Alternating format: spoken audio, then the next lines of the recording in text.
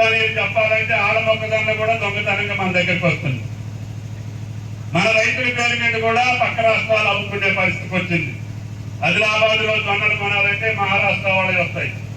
ఇక్కడ ధాన్యం కొనాలన్నా మొక్కజొన్న కొనాలన్నా మన తమ్ముళ్ళు అయినటువంటి ఆంధ్ర రాష్ట్రంలో నా బావమర్ది పేరు మీదనో బావ పేరు మీదనో ఇక్కడికి వస్తుంది. ఆడ కూడా బోనస్ వెళ్తుంది. అవన్నీ మీరు సక్రమంగా చేసుకోగలిగితే నేను ఈ రోడ్ వేసి సుమారు 10 సంవత్సరాలు అవుతుంది. మీరు ఇప్పుడు చూస్తే ట్రాక్టర్ గీత లేదు, రోడ్ లేదు.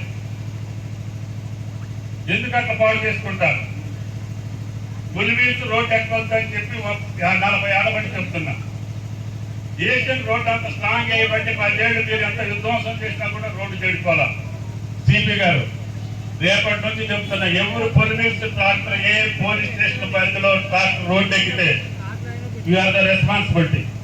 అక్కడ మాకు రెవెన్యూ మంత్రి గారు మనుషులు ఉంటారు.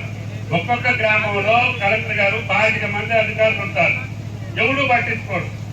పొలాలు తగలబెడుతుంటే పట్టించుకోరు. రోడ్డు అమ్మటి వేసిన చెట్లు తగలబడిపోతుంటే పట్టించుకోరు. ట్రాక్టర్లు రోడ్డు మీద విధ్వంసం చేస్తుంటే పట్టించుకోరు. మరి మన అధికారులు ఎందుకు? మా ప్రజాప్రతినిధులు ఎందుకు? నేనెందుకు?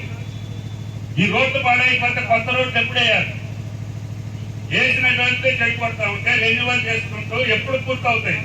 అయినా సరే పాలేరులో తండాకి 4 గుడిసెలున్నా కూడా తారు రోడ్డు వేసి పెట్టాం. దారి లేని గ్రామాలన్నింటినీ కూడా దారిలో తీసుకొచ్చాం. మీ పాలేరుకి చేసినంత సేవ ఈ తెలంగాణ రాష్ట్రంలో ఎవరికి చేయలే. నేను 40 ఏళ్ళు ఉన్నటువంటి సబ్సిడీలు కూడా జరగల. 30 ఏళ్ళు అక్కడ 3 ఏళ్లకే మీకు అన్ని సమస్యల పరిష్కారం అయింది. అందుకని మీ ముఖంలో చిరునవ్వు చూసిన తర్వాతనే మా ఓటు అయిందని చెప్తాం. దానికోసం రెడ్డి గారిని మీరు గెలిపించారు. అందుకని పనిచేసిన ప్రభుత్వాన్ని మీరు ఆశీర్వదిస్తే మీకు మంచి జరుగుతుంది. మీరు అటుతోటో ఇటుతోటో పోతే మీ బతుకు బంధాలు అవుతుంది. రైతులు కూడా చెప్తున్నా, యూరియాకి సంబంధించి మా భద్రయ్య గారి ఇందాక అడుగుతూనే ఉంటాం. నిన్ననే మొదలు పెట్టారు. ఒక పక్క యుద్ధం జరుగుతుంది, ట్రంప్ యుద్ధం చేస్తామంటే ఓడలు రావట్లేదు. ఓడలు వస్తే రైళ్లు రావట్లేదు. రైళ్లు వస్తే లారీలు రావట్లేదు. లారీలు వస్తే ఆఖరికి మందు కట్ట దింపేవాడు కూడా పక్క రాష్ట్రం నుంచి రావాలి.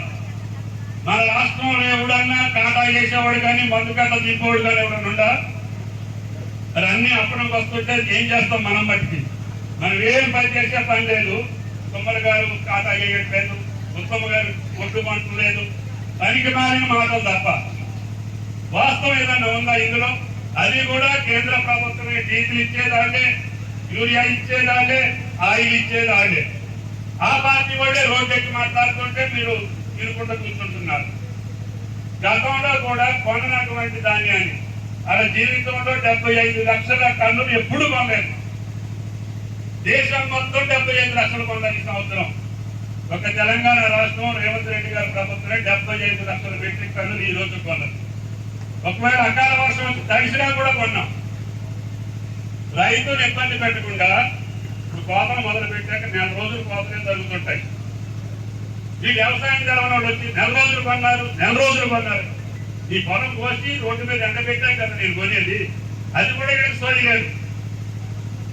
పంట ఎప్పుడు కోస్తున్నారు, ఏ జిల్లాలో ఎప్పుడు కోతకు వచ్చింది, ఏ జిల్లాలో ఎప్పుడు ఆరబెట్టారు, ఏ జిల్లాలో ఎప్పుడు కాటా జరుగుతుంది అనే సోయి కూడా లేకుండా 4 రోజులు బట్టి రోడ్డు మీద ఉన్నారంటే మాకు అంత పంట పండించారు మా రైతులు. 1,53,00,000 టన్నులు పండించినటువంటి ఏకైక రైతు తెలంగాణ రైతు. మా రైతు కష్టాన్ని కూడా మీరు అపాసనం చేస్తున్నారు.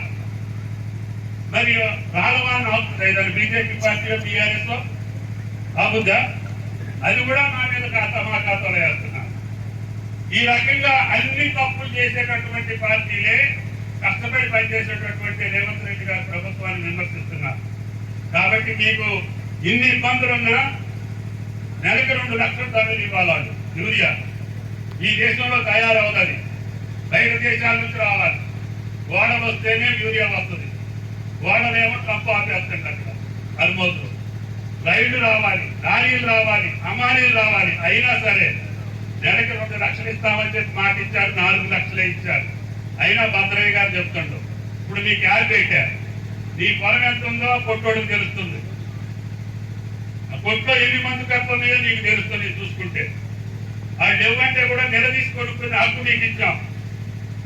కాబట్టి దయచేసి ఏది కూడా తప్పు చేయదు కాంగ్రెస్ ప్రభుత్వం. రైతు కోసం అయితే అసలే చేయదు. మేము ఎన్నో పనులు ఆఫ్ చేసి ఎంతో మందికి ఇవ్వాల్సిన డబ్బులు ఆపేసి 1,00,000 కోట్లు మీకు కట్టడం అంటే ప్రభుత్వం యొక్క చిత్తశుద్ధిని మీద ఆలోచన చేసుకోవాలి.